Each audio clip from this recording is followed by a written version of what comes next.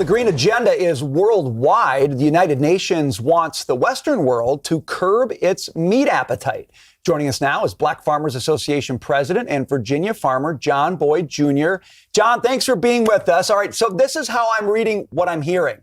The UN is saying to save the climate, we've got to put guys like you out of business. What's your reaction to that?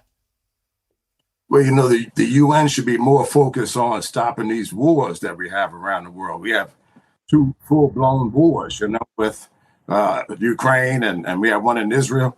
Why isn't the UN doing more to step in and bring peace around the world instead of trying to put America's farmers out of business? And I'm talking today from my beef cattle farm in Boydton, Virginia, where I'm a proud beef cattle man, and I've been raising beef for over 40 years. So here we have Bill Gates trying to put us out of business by promoting fake meat.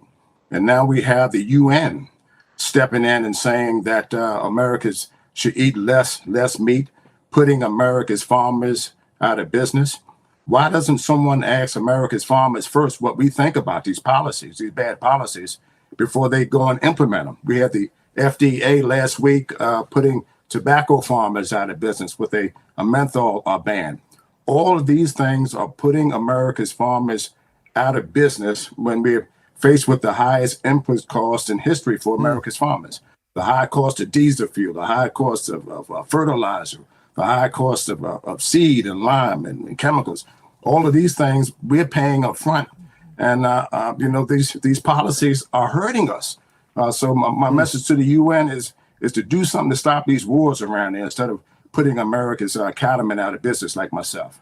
John, what's your message to Joe Biden? And by the way, I grew up right near you in Brookneal, which is just over the county line. That's right.